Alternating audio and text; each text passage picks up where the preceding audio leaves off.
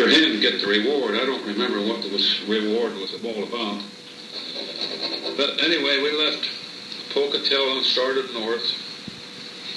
And we got up there, we was walking along through the reservation up there, through the Blackfoot Indian Reservation. And here come a wagon load of Indians. They were just plain Indians, you know, like you see today. Only you could see or tell they were ringing the Indians. They had long hair and such, wife and kids and all in the wagon, quite a bunch of them. The wagon was full of them. There was an open wagon. And this friend of mine, Turk, he used to live near a reservation in Colorado, and he thought he knew how to speak Indian language. So he raised his hand and he says, "Pocamohoni."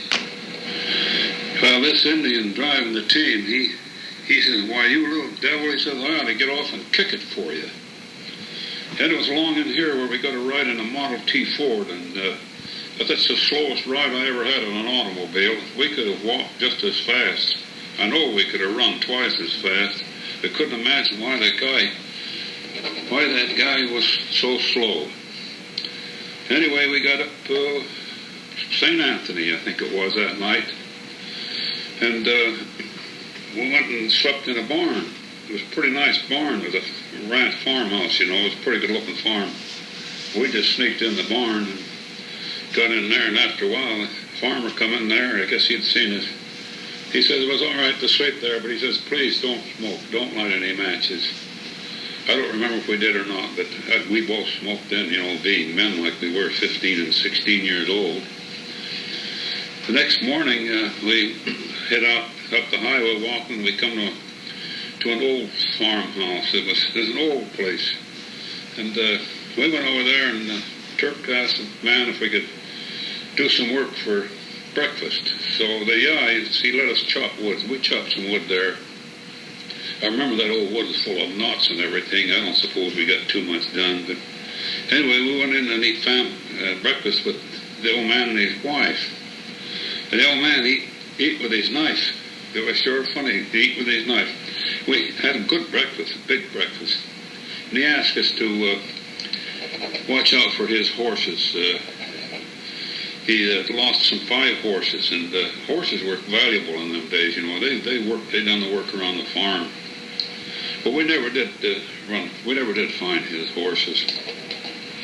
We got up to a ride in another Model T Ford. I remember the girl in there. She's a real nice girl. She seemed to be friendly.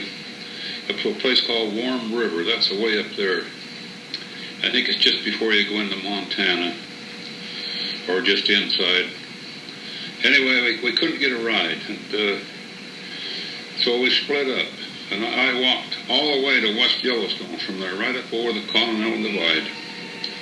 And I got in West Yellowstone, it was raining, and it was cold as the devil.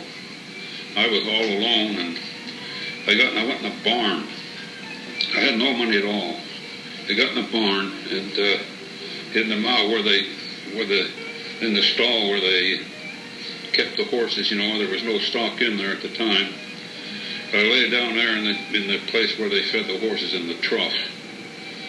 And I must have been awful tired because I slept all night. I was wringing wet, too. That sweater I wore was the one that come around my waist when I left, and when I reached West Yellowstone, in the rain all day, it was down to my knees. When I woke up in the morning, I had 2 blankets on me. I got no idea who done it, but I guess somebody felt sorry for me. But when I got up, I shook the blankets and folded them and left them there. And I went out in the street, and here I met my friend Turk. Well, he not only got a ride with somebody, it's the guy that gave him a ride also got him something to eat and let him sleep in his cabin all night. He was really lucky. Next morning, we left out, and there was a lot of snow by then, that morning, and that I met him. And the snow was melting a little bit, but we went right up through the entrance. There was an arch over the road, and it was a new arch. And Herbert Hoover was going to be there. He was the president then. He was going to be there to dedicate that new arch. And that was the 15th of June. I remember the day because that was the day fishing season in Utah opened up. Well, we went, it's a few miles in there, we come to Madison Junction. And there's a work camp there where the Park Service, they had a big place for men to stay when they worked in the park around there. And they had a kitchen. We went there to the back door, and this friend of mine, he knocked on the door, and a woman come to the door, and he asked her to get something to eat, and she says, no, we weren't allowed to do that. But my friend, he looked her right in the eye, and he says, you've got to. So he let us come in, and the men had just got through eating. And it was a big table. There was a whole bunch of dirty dishes still on the table. There was a lot of food on the table yet. Well, she brought more food too, but we ate a whole lot of food, pies and meat and everything. And we left, and we never got 100 feet from that back door, and we got a stomach ache. I guess it was from eating so much. We both had a stomach ache. And we got in at Culvert there, and we just sit there and waited for our stomach ache to go away. Boy, it sure hurt. And when that was gone, we thumbed a ride in a panel delivery truck. It was an old thing. We went up the Firehole River and reached Old Faithful that night. And it was cold, there was lots of snow up there. And it hadn't opened up there yet, and there was no cabins open. We never had any money for a cabin anyway. But we got in one cabin that was full of mattresses. It wasn't locked. We just went in there, and here, my gosh, we got up to the top of there, and we put one mattress over the top of us, and we were nice and warm all night. They were building Old Faithful Inn at the time. They was putting them big shingles on the outside, Boy, I could have do that kind of work, and I should have went and asked them for a job, I guess, but I had my friend Turk along, and so I figured what we wanted was a job cutting brush away from the highway. Well, we didn't see anyone doing that work there, so we went back down the Firehole River to that junction again, and then we went up the other branch of the river to the Norris Geyser Basin. Geyser Basin it was. Here, there's a camp up there. The men were up there cutting the brush away from the road, and we asked the foreman for a job. He says, if you'd have went to the employment agency in Salt Lake, you could have got the job, and they'd have sent you up here. But he says, I can't hire you because I have a contract with the employment agency in Salt Lake to furnish all the labor. So there we were. Anyway, we had an extra shirt with us, and we went over to where the geysers were, and there's boiling water there, and we took our old shirts off and changed shirts and took the old ones and put them in there and let them boil around in that water, and that friend Turk, he says, I'll show you how to do this. He said, the way the Indians used to do it. He took his shirt and he put it on a rock, and he started pounding it with a board. He kept doing that and dipping in and out of the water and pounding it with a board. And he held it up, and it had 1,000 holes in it. So he just threw it in the pond and then let it go there. There was no fence around Old Faithful when we were there at that time. I remember you could walk right up to the geyser and look in it. And when it started blowing, you just backed away from it. And there was other places up there, too, that they didn't have the safeguards that they got today. Anyway, we decided to go back home, and we went outside of the park a ways. We sneaked around back to some place that had some cabins, and went into one of the cabins, and boy, it was cold. We had no blankets or anything, and I remember laying on the springs on the bed. There was no mattress even. We built a fire in the stove, but I'll bet that man that owned the place saw us go in there. He didn't say anything to us. And we got a ride from a Japanese man in a Ford coupe. Well, this Turk, he gave him a hard luck story and told him we hadn't had nothing to eat, and the guy gave us 50 cents. I don't remember spending it, but I guess we could get quite a bit of food for 50 cents in them days. Well, we got farther out away from Yellowstone there and going down into Idaho, and it was raining, and we couldn't get a ride, and so we asked a truck driver there. He had a tanker truck with gasoline. I guess it was gasoline. And it isn't the big semis they have today, but it was still a pretty big tanker. And, well, he says, I can't let you inside. He says, against the rules. But he says, you can get up on top if you wanted. So that's what we done. We got up on top of that thing, and it was raining. And we rode that thing, and the roads were full of ruts, in them days, the chuck holes. They hadn't fixed them yet. And we laid on that thing, straddled thing, spread eagle on the top of that thing with our stomach down, hanging on, with our arms over the side and the legs over. We rode that thing for 50 miles. Boy, we were soaking wet when we got off of that thing. I think we reached Pocatello when we got off. Boy, what a ride that was. I remember after we left Pocatello, just south of town a ways, we went and bumped some food there, and the woman gave us some big pork sandwiches with homemade bread. Boy, they were good sandwiches. Then we went down a little farther alongside the road. There was a sandy place there over by the railroad tracks, a little ways away from the road. We built a fire in that sand, and Turkey says that this will get the sand warm, and then we'll take the fire out of it, and we'll lay down and sleep on the warm sand. But we didn't sleep too long because it got too cold. We got up and started walking. We got a ride from a fellow in a Model T Ford, and he took us into a place called McCammon Junction, and that's in southern Idaho. And our friend says, I'll go ask the sheriff if we can sleep in the jail.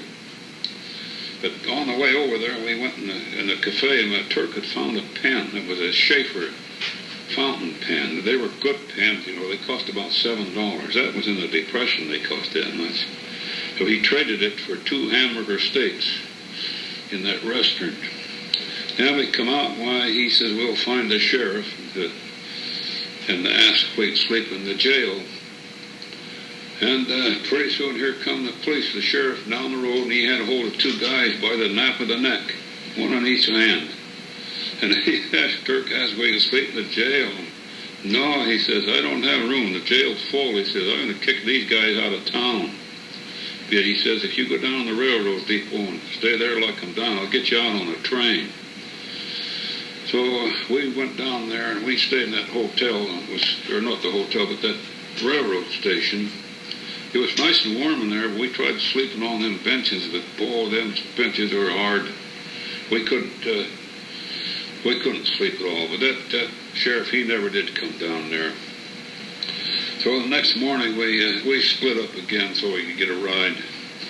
I don't know why he couldn't get a ride in them days, but there was very few automobiles. You could stand out on the highway for a half an hour and not a single car to come by. But anyway, I got a ride from a guy in a Model T Ford. He was kind of a young guy, I guess. When I think back, at that time, I probably thought he was kind of old. I'll bet he was 25 years old. Anyway, this old Ford, he had it never had any, just a coupe it was. And it never, a roadster. That's a roadster. No sides in it, just no curtains or anything on it, And boy, did he drive that thing. He drove like a madman. He was a goofy guy, boy. But he gave me a ride into Salt Lake. And, well, that ended that adventure anyway. There was more coming up, but that was one trip that I'll never forget. That trip to Yellowstone Park. It was always good to get home after I'd been on one of those trips. I was always very hungry and very tired, and I'd usually eat whatever I could find. There was seldom much to eat around the house, but then I'd go to bed and I'd usually stay there for about 24 hours. I think I was about 16 years old when my friend Turk and I, he's the one I went to Yellowstone Park with, we both went to an employment office, and not an employment office, but an employment agency, and we bought a job. It was on the Denver and Rio Grande Railroad. Well, we took our application over to the railroad office, and I remember them saying we sure look young to be 21 years old. Well, we said we were 21, so we got the job. And the job was about 150 miles south of Salt Lake. It was on the main line of the Denver-Rio Grande on the way to Grand Junction, Colorado. On the way there, we stopped at a place called Thistle Junction. And a man got on the train selling sandwiches. He must have been an auto mechanic, because he had greasy hands. I can still see them hands that he has handling them sandwiches. And the train went over a high mountain pass. It was called Soldier's Summit. I'd heard about that before. And they sit in that. They put 3 locomotives on that train. They put one in the middle and one on each end. We were sitting in the car where we were at. We could look down the mountainside, and here was the switchbacks of this train. Made switchbacks, and we could see the middle of the train going one direction and the back end of the train going the other direction. And it was the same train we were on. Well, we went down over the pass and down the other side to a town, a small town there where the train stopped and let us off. This work we were going to do was placing cement culverts underneath the track. Wherever there was low places where water would gather, when they had floods, that place they could flood the track. So we had to put these cement culverts. The culverts pipe were about from 4 to 6 feet. Some of them were very heavy. We had to have a crane to lift them. We had to have a crane to lift all of them, in fact. Well, we'd stay there in one place for a while until we complete the low spots there, and sometimes there was 2 and 3 within a radius of a mile. And the train would come along and pick up our 2 cars, and there was 2 cars in a tender that had coal and water on it for our use. They'd take us further down the track and put us on the siding, where we'd start the thing all over again. Sometimes we'd travel about 2 or 3 miles from this bunk car. We had these hand cars that you could push the things flat with these flat things. You could push the things, and or we had another kind we called a speeder. It had a motor on it, but sometimes we'd use that to tow this other car. Then we'd have a thing that you'd stand along front of these bars and jack them up and down like you've seen in the movies. There was only one track. The main line considered one track, and the trains going both directions used that one track. They had a railroad dispatcher that would dispatch the trains, and they claimed at that time that it was the world's toughest job, and I could see why it would be. They'd had every morning the foreman of all crews all along the line would get a train schedule, and they'd have to have the line open all times when this train was due. Another thing that all foremen had to have was a watch, a special watch. It had to be accurate, and they didn't allow wristwatches, and they didn't allow Roman numerals on it. And then periodically, about once a month, the watch inspector would come along, and he'd inspect the foreman's watch, and they'd clean it and set it. The railroad were very strict about them watches. I can see why. They only had this one line for both directions, and everything had to run on schedule. When one train was head on for another train, where the dispatcher had on his schedule, he had figured out where the one train would take to the siding while the other one passed. That usually worked real good.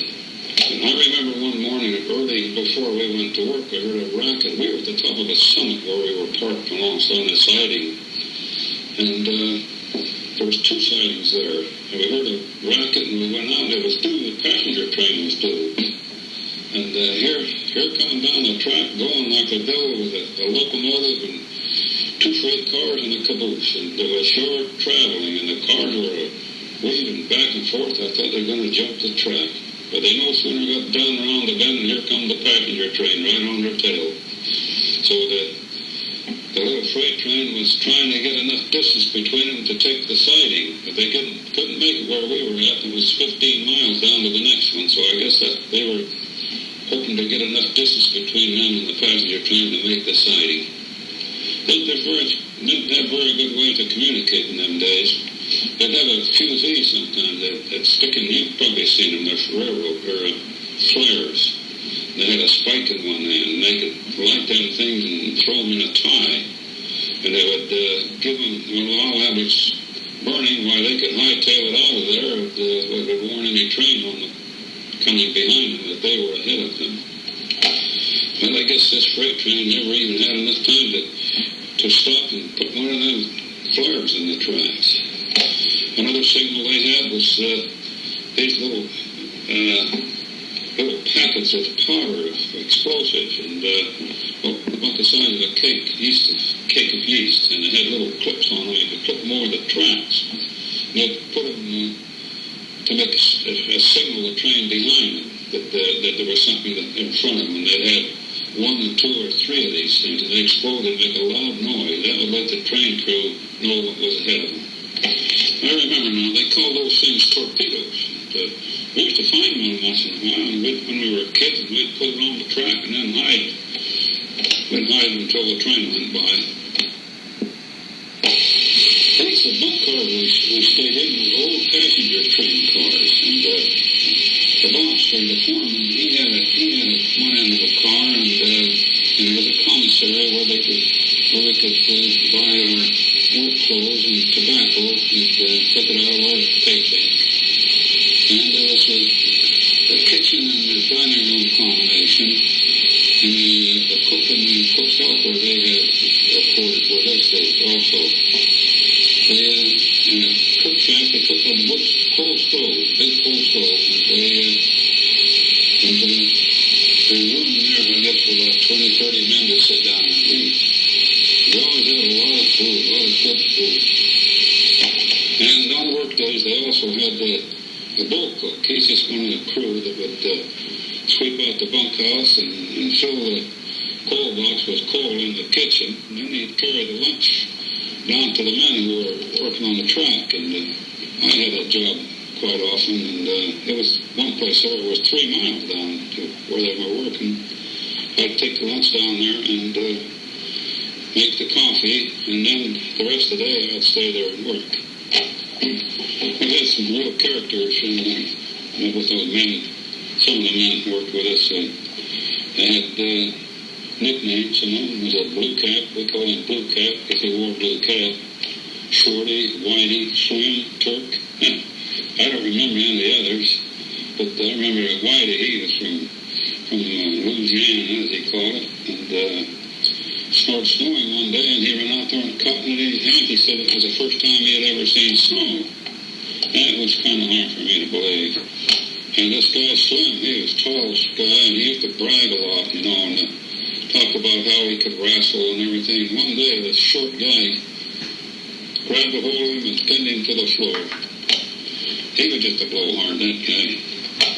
His straw bosses, they stayed in the same bunk car as us. We'd sit one in the car there and we'd play cards. And one time the boss came back from town. He had been drinking too much.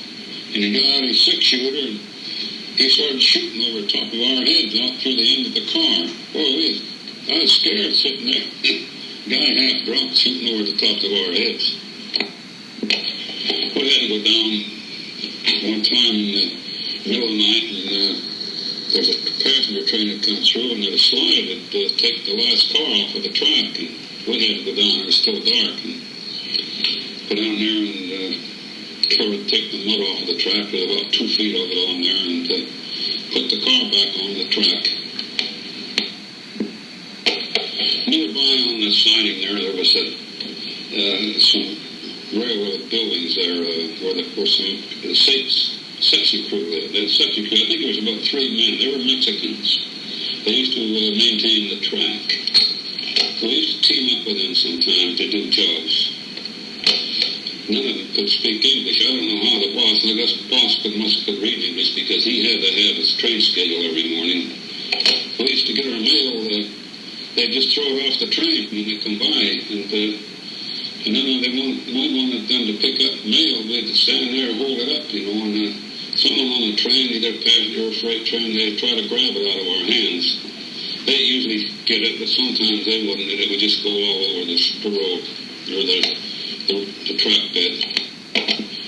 We used to have to blast through rock to dig these culverts into the track, and sometimes there was just nothing but solid rock, and it took quite a long time to get one of them culverts through big enough for one of those 6-inch or 6-foot pipes. They were 6-footers. Air hammers in them days, so we had we call it a star drill, and it had 4 points on it, and they're blunt points, and heavy hammers. It had long handle hammers, and they were about 8-10 pounds. And we used to, one would hold the drill, we call them a gad. One would hold the gad, and the other one would swing the hammer. And it got so you'd never miss that gad at all with the hammer. But the one holding the gad would turn it about a quarter of a turn each time it was hit. That would drill a nice round hole. It was very slow, though. It would take about 4 hours to drill a hole about 3 foot deep. Well, we'd get them ready there, and the straw bosses, they knew about dynamite, and they'd fix this dynamite, they'd put a giant cap in it, and they'd slit the top of the dynamite. They just slit it, and then they'd put the giant cap in it, and then in the end of the giant cap, they'd put the fuse. Well, they'd light the fuse, and then we'd run for cover. But we never had any cover. We'd run and get behind a rock as a rule, and after the blast would go off, well, we'd look up in the air, and here are the big rocks by the hundreds. Some of them were real big. They're coming down. They got way up there. They look like right over the top of you, but actually, I guess they weren't, because none of them ever hit us. It kind of scared you to look up there and see them big rocks coming down at you. On the day we quit that job, we got up real early, and we had our passes for the train, and the two of us. We walked down the railroad track 15 miles to Sunnyside Junction. That's where a spur track left the main line and went up into this town of Sunnyside. They had some coke ovens up there. We walked that 15 miles, and we got there at 11 o'clock in the morning, and there was a thermometer hanging in the sun, and it said 15 below zero.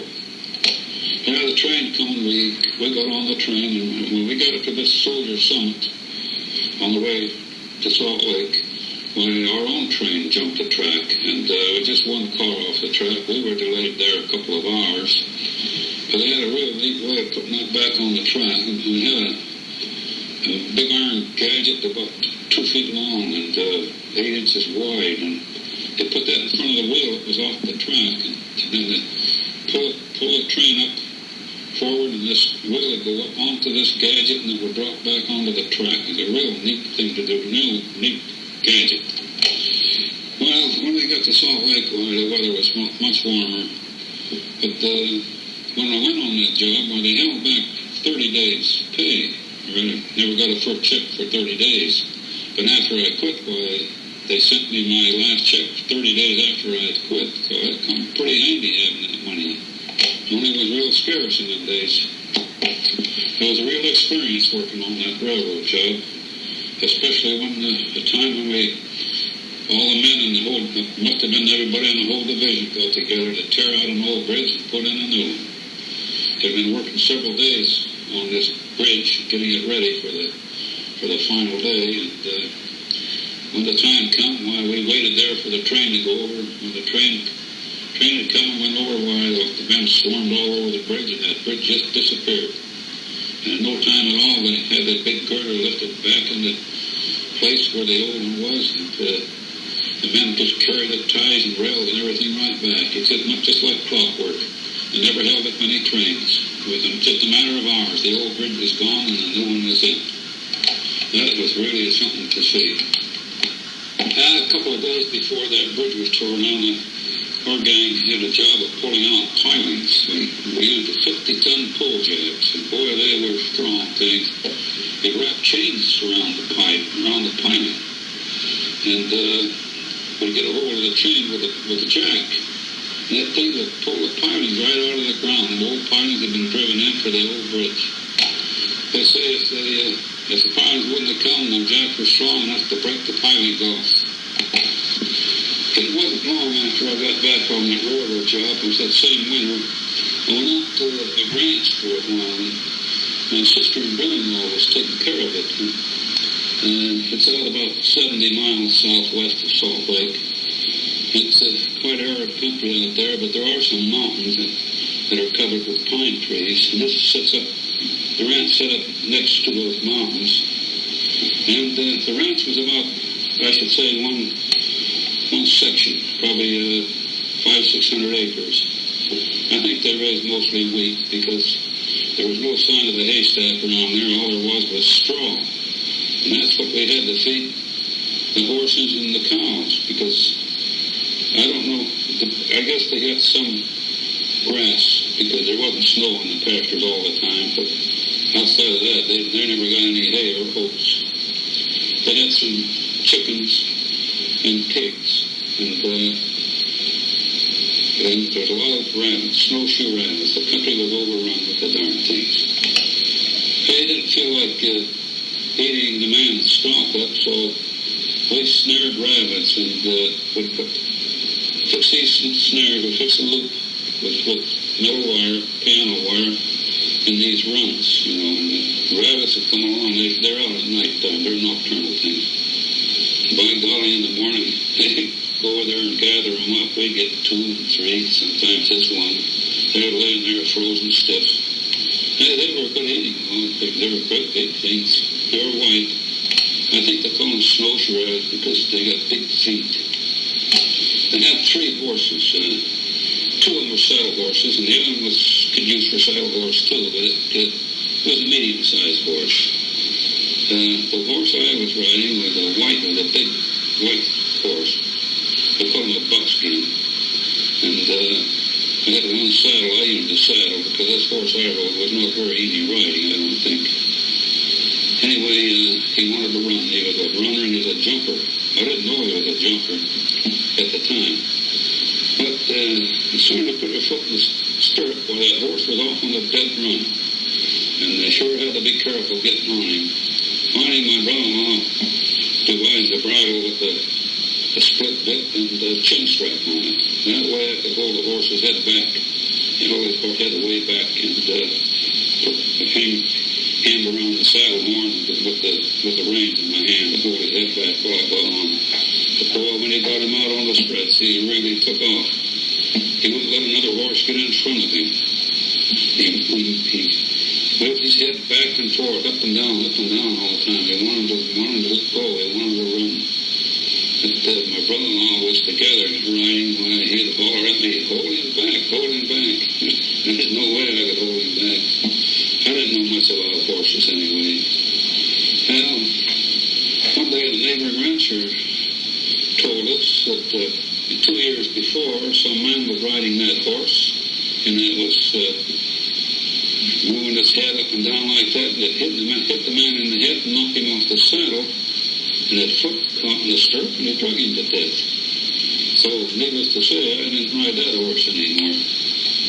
I got on this little roan that my brother-in-law had been riding, and my golly, he was like sitting in a rocking chair. It sure was easy riding. The other horse is a little bit bigger than the saddle horse. I put the saddle on him one time and go to the post office and get the mail. It was 7 miles to the post office, and we went out, we'd ride out through the sagebrush. I was going alone this time. But I got going out there, and that horse would make a big circle, and he'd come back to the corral. And he'd done that 2 or 3 times, and I couldn't get him straightened out, but my brother-in-law says, let me get on him there. And so he put the spurs on and got on that horse.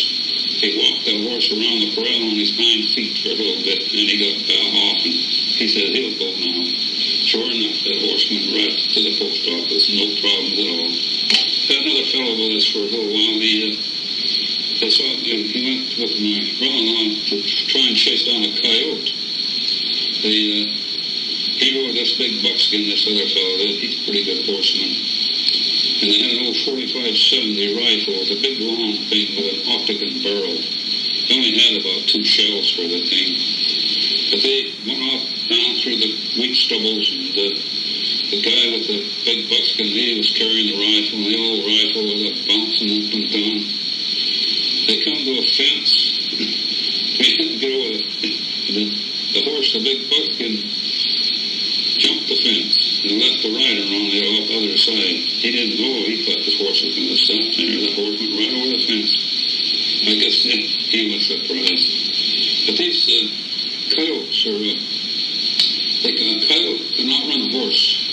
And you can't run down a coyote with one man on a horse. You have to have two, at least two. And you get that coyote running in a place where you can pick up the chase with another horse.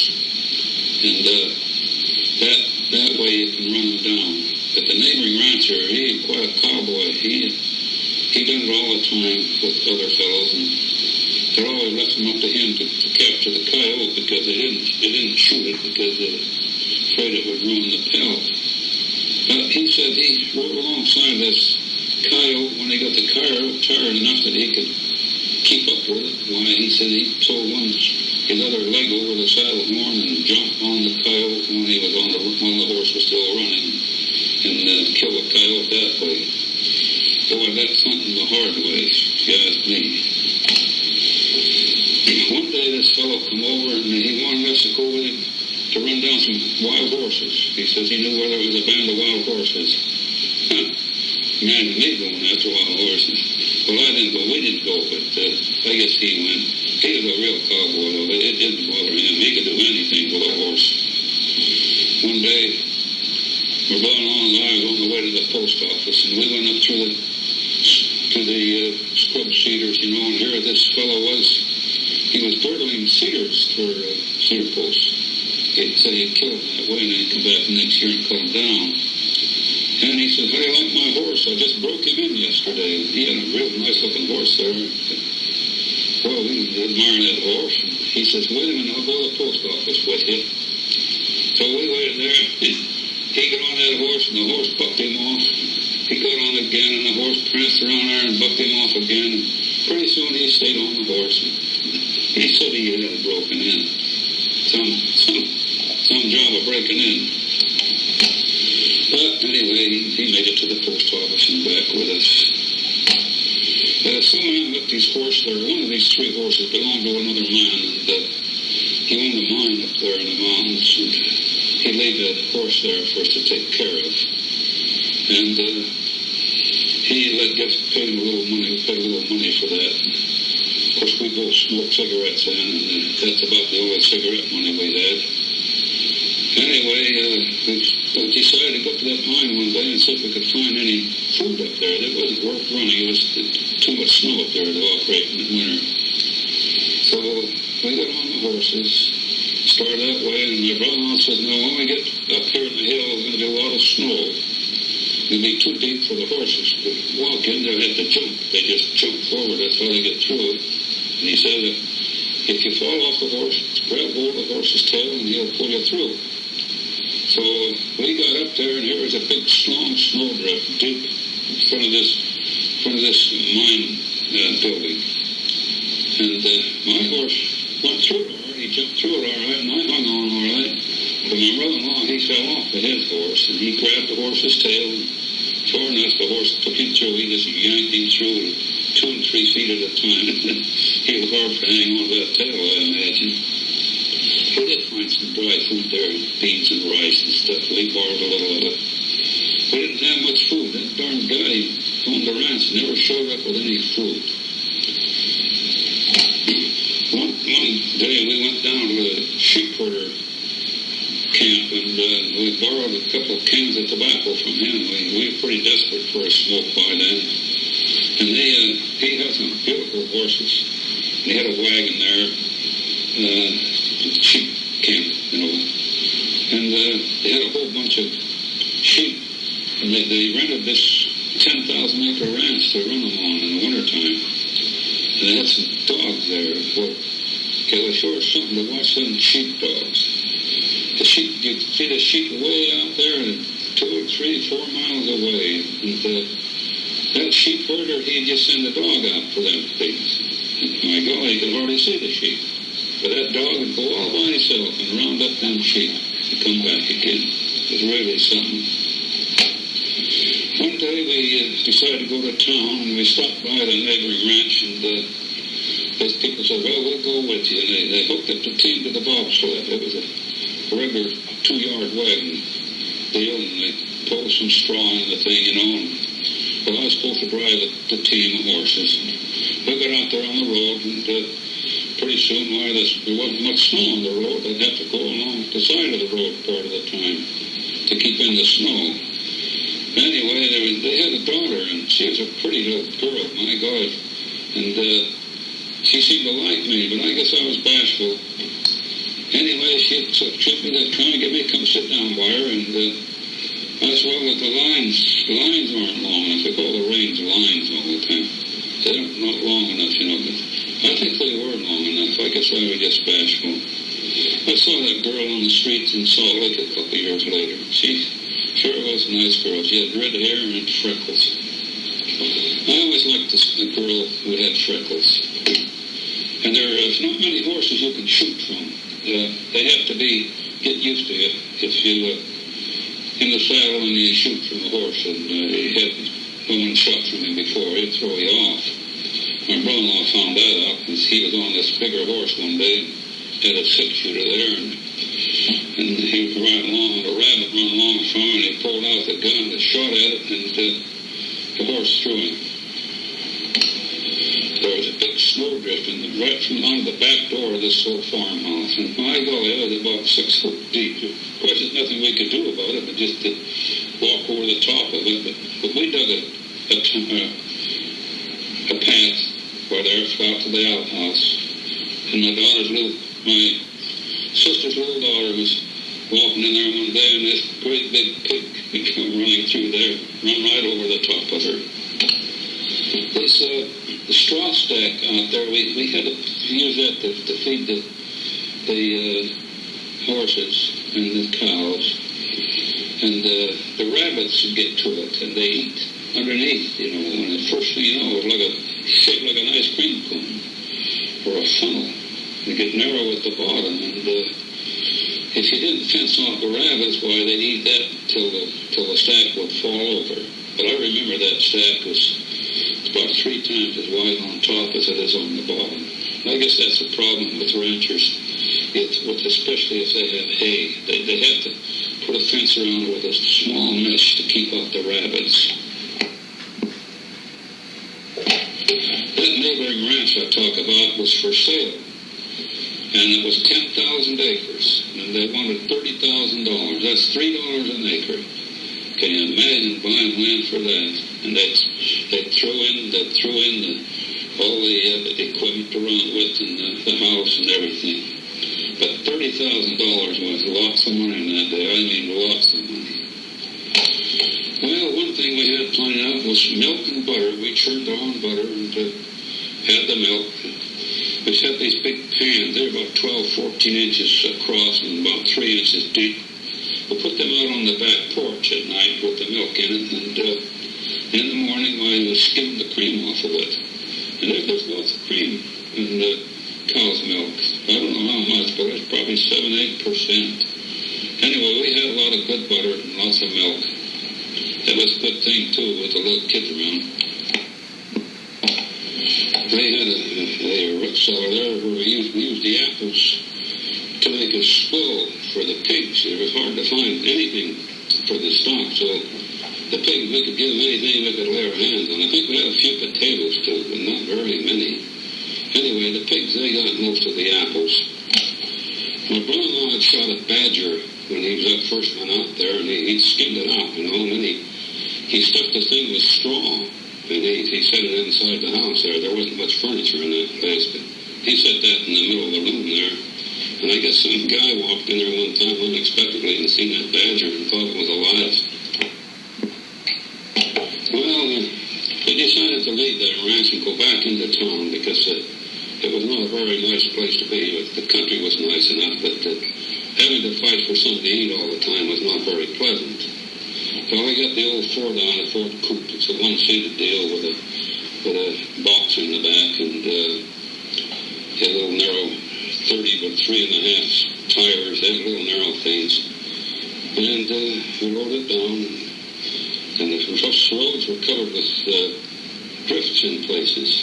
Snow drifts, high deep ones, 4 or 5 foot, 6 foot tall, high. And this Ford, of course, wasn't too heavy, and we had to go over the top of them things, and it was getting nighttime. So we started out, and we'd come to one of these drifts, and I'd push, and the old Ford would go up and over the top and down the other side. I'd get in and ride a while until we come to another one. Well, we put up with that for quite a while, and finally we got down in lower country where there wasn't so much snow anymore. But I remember it was awful dark, and that car never had any lights on it. And if it wasn't for the snow, I wouldn't have been able to see the road at all. But when you got closer to Salt Lake, there was no snow at all, and it was probably raining. But I remember I couldn't see the road. I couldn't see one bar to that road. I don't know how my brother-in-law ever found it, because it was a long ride. But we finally made it. And boy, was it ever a relief to get back. Before we left the ranch, we had to turn the stock loose and open up the straw stack so they could get to that. We didn't want them to starve, but we stopped at the neighboring ranch and asked him if he'd go up and milk the cows, because cows have to be milked. There's some things I remember real well when I was just a little kid. I remember we always went barefooted, and we were always